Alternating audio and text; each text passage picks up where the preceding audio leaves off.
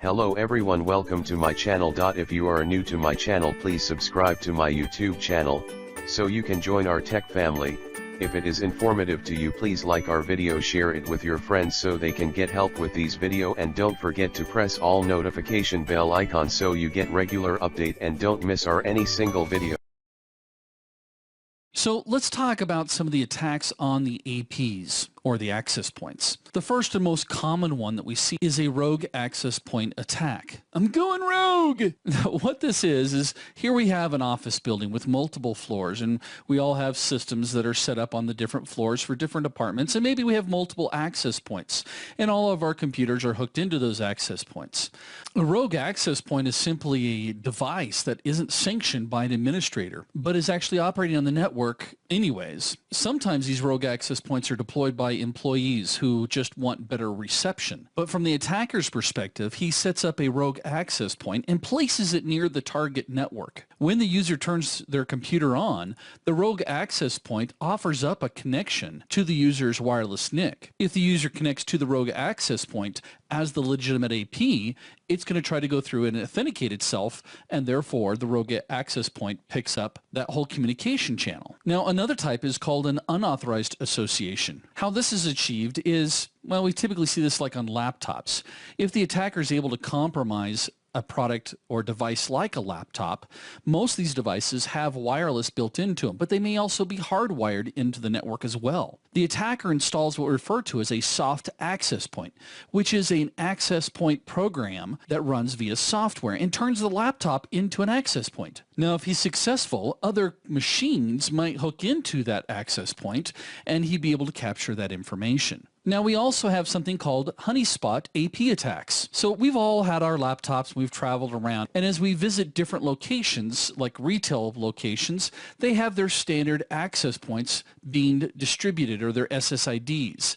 So, for example, if I go to McDonald's or Starbucks, a lot of my hotels that I stay with use AT&T, and so we see these SSIDs, including the defaults, D-Link, Netgear, right? Everybody follow me so far? And as we travel, we just take our laptops and we hook right in. Well, here's the dilemma, is that information is stored on your laptop. So the next time you come near an access point that's called Hilton or Linksys or D-Link, it'll try to connect automatically. So when I return to the hotel, I'm good. Or when I return to Starbucks, I'm good. Do you see where I'm going with this one? So on a honeyspot, this is where the attacker goes through and creates an access point that has the same type of SSIDs as some of these retail locations. And because the signal may be stronger because I'm sitting next to you, you're going to actually associate to me. Dun, dun, dun. Tell you what, let me show you something here real fast. I'm going to switch out to my laptop so you can see this. So here I've remoted into my laptop, and this is my laptop that I travel with, and I haven't done this in a while, so I may be the shoe repairman whose kids have no shoes, meaning I don't think I've lately gone through and done what I'm about to teach you to do.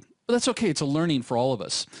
So you can see here that I'm hooked up to my own network. In this case here, it's called Banbury G. I'm going to select here to manage my known networks. These are networks that I'm used to seeing or that I'm been connected to, and you can see several of them in here. One of them being, hey, there's AT&T Wi-Fi. What I'd want to do is I'd actually want to forget that access point. Here's Courtyard when I was at the Marriott.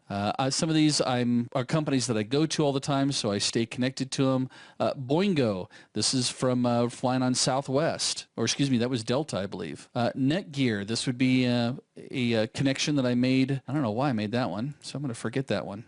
This one down here, the Gray Peak Wireless, this is a training center, one of their network rooms. Here's the Washington Dulles Wi-Fi. I want to forget that one. Let me back up here, and this is more of a Windows 10 issue, but one of the things you want to make sure you do is connect or take this option, connect to suggested open hotspots. Yeah, let's turn that off. I don't connect up to anything unless I know what it is I'm doing. Now, how you should connect up when you're traveling is I'm going to select to show available networks, and you would see these listed over here. When you would want to go through and hook into one of them, Aquaman is my neighbor, so I'm going to select to connect. Make sure you disable this connect automatically. This will let you hook in, but then in future connections, it won't hook back in.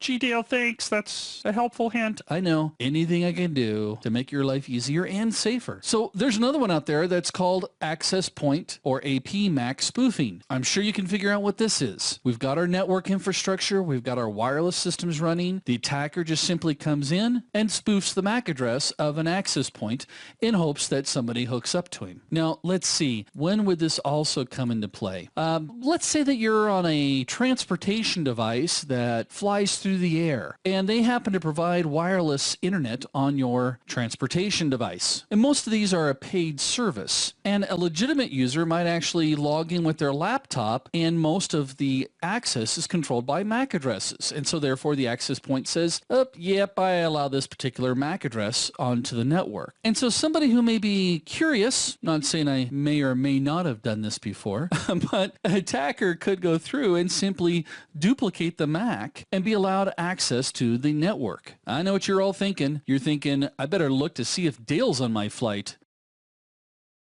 We hope you enjoyed the video and found value in the content. We value your feedback. If you have any questions or suggestions, feel free to post them in the comments section or contact us directly via our social platforms. Thanks for watching.